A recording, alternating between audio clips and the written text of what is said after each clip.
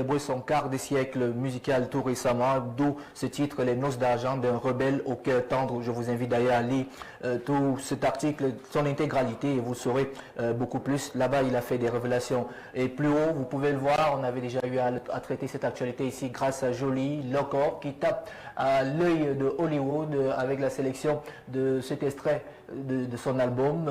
Voilà, le journal Le Jour a décidé de revenir dessus tout en marquant un arrêt majeur sur la bande-annonce qui est déjà d'ailleurs disponible pour qu'on puisse avoir une esquisse. Elsa Kane revient en toute intégralité avec ses consoeurs sur le choix et le pourquoi de cette chanson parce qu'elle s'est agressée à Locor. Et plus à côté, on a de la littérature, Le naufrage de l'Afrique subsaharienne, un livre dans cet ouvrage intitulé Scandale d'héritage. Charlotte Caron-Tchengan met en nu les transformations qu'a connues cette partie du berceau de l'humanité suite à sa rencontre malheureuse avec la modernité et surtout à ce qui concerne l'Occident. Ça rejoint certainement Ashton dans ses propos, c'est-à-dire dans le journal Le Jour. Je pense que je vais lire ce livre. Oui, mais je vous recommande parfaitement. On poursuit voilà, avec notre quotidien, cette fois-ci avec nos frères de Cameroun Tribune dans la page culture et qui se sont lancés dans la musique et la littérature, en musique singulière à cœur ouvert, mais ils n'ont pas présenté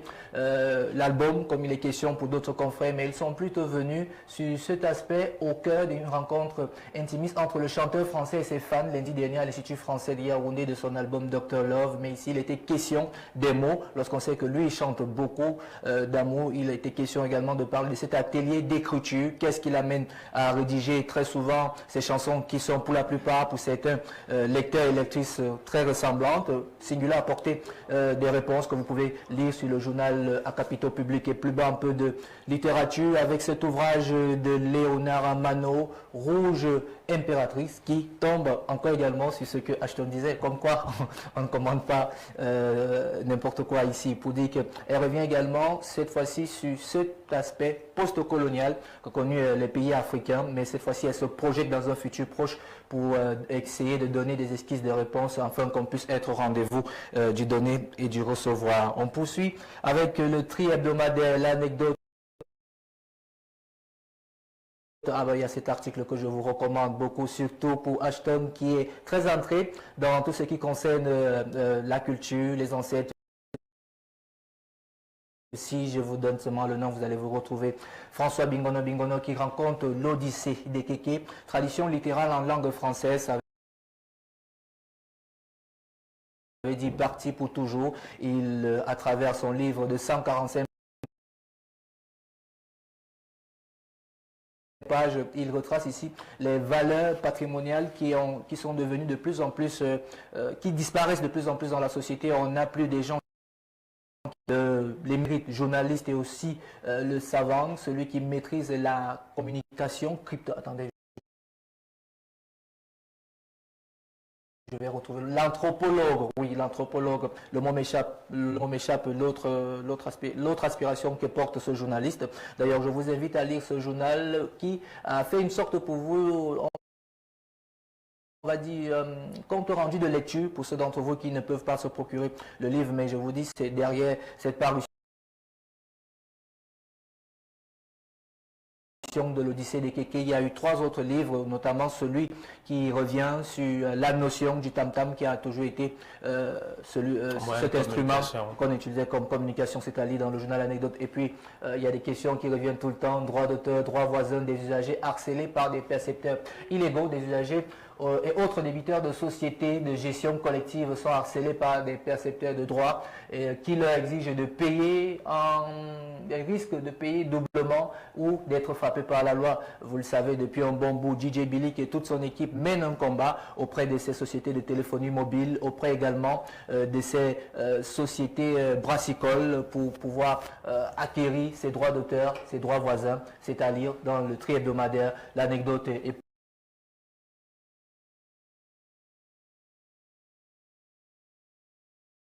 plus à côté. Belle lettre, il revient aussi, comme nos confrères d'hier, avec cette conférence de presse qu'a tenue Abaka Ahmad, présente son catalogue. Pour le choix de cet article, pourquoi? Parce que, vous le savez, depuis quelque temps, on a appris qu'il y a des importantes textes qui sont en train d'être lus. Et je vous assure, Wesley, pour avoir lu le livre vers la fin, Abaka Ahmad en parle comme un prophète. C'est comme s'il a sonné le glas de toutes les façons. L'auteur de Relever ses fonctions. Relever les ses fonctions. Et c'est justement dans ce deuxième ouvrage, parce que c'est deux ouvrages, je vous invite à lire dans ce tri-hebdomadaire l'anecdote. On va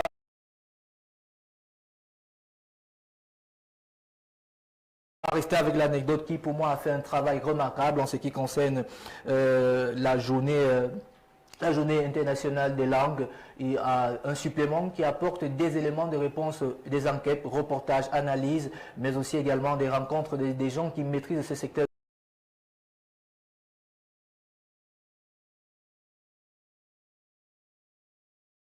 Domaine. Vous pouvez d'ailleurs le voir, l'extinction en cours de téléchargement, toutes ces langues, par exemple Nassom, Kang, les Mosso, j'essaye de lire, mais je vous invite à lire ça, et plus bas, un trésor inépuisable.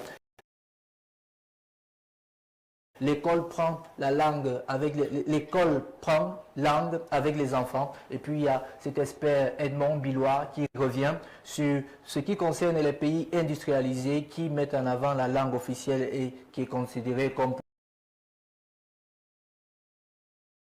la langue du terroir. Je vous invite à lire ce supplément qui est vraiment riche parce que c'est une enquête, c'est une analyse. Ils sont allés jusqu'au fond, voire même dans les villages pour pouvoir apporter des éléments de réponse à ceux de nos cadets qui ont ces problèmes. Et quand on parle de cadets, on parle même aussi également des aînés qui très souvent, lorsqu'on les salue en langue maternelle, ils répondent parfois en français. Et puis, on va aller du côté du Sénégal. Oui, du côté du Sénégal. Pourquoi? Parce que hier, notre thème portait sur le classement. Hier ou avant-hier?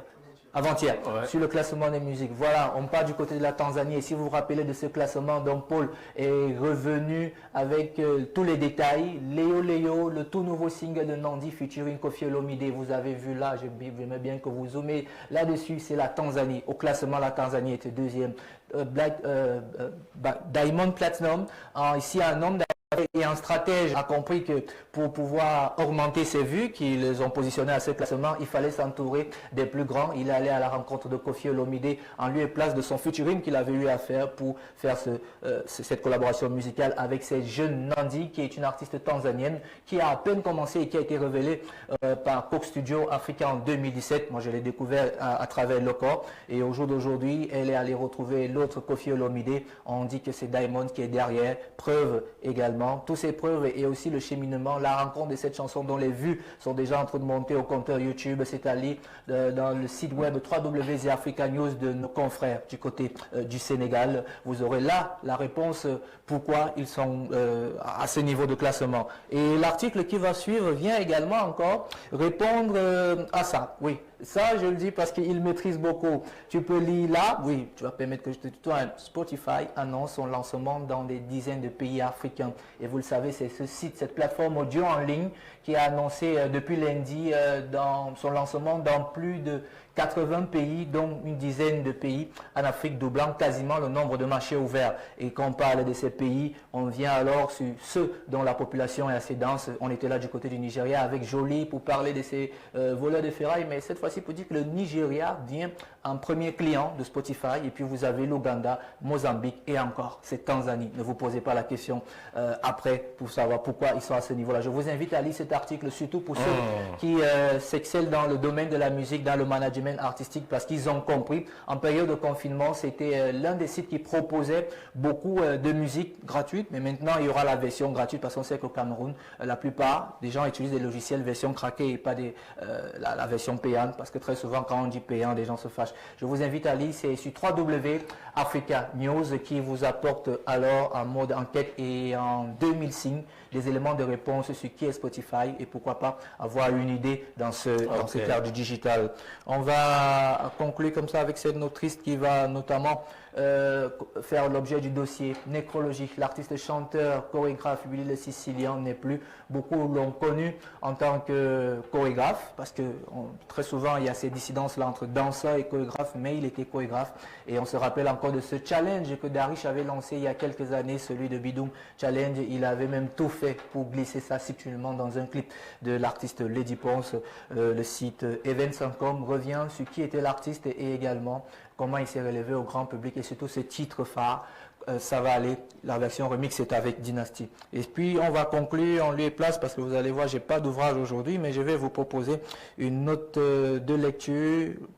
Il y a quelqu'un qui en parlait. On va aller, ce sera du côté de la France avec nos confrères du journal La Croix qui ont mis ça en une, entre noirs. Être noir en France par Aya Sissoko. Elle est écrivaine, ancienne championne du monde de boxe, témoigne des discriminations liées à la couleur de sa peau. Comment est-ce qu'elle a vécu en France? Comment est-ce que jusqu'à présent elle le fait? Vous le savez, lorsque une noire est à la une d'un journal, ça veut dire qu'elle a vraiment tapé. Je vous invite à regarder, c'est tout un dossier complet. C'est des éléments de réponse pour ceux qui veulent se rendre du côté de l'Hexagone à l'heure actuelle ou encore pour ceux qui aspirent ou même pour ceux qui y sont déjà. Elle donne ici des solutions, comment est-ce qu'elle vit et elle rappelle encore, elle ne le fait pas ici en tant que la championne du monde de boxe mais en tant qu'écrivaine, c'est à lire sur le site www.lacroix.com. Merci d'ailleurs à nos confrères du journal La Croix qui ont dit, ah bah tiens, écoute Pierre, ça va vous intéresser. Elle s'appelle Aya Sissoko. Merci beaucoup à King Pierre Junior, notamment avec cette une-là, on va la garder pour commenter un peu.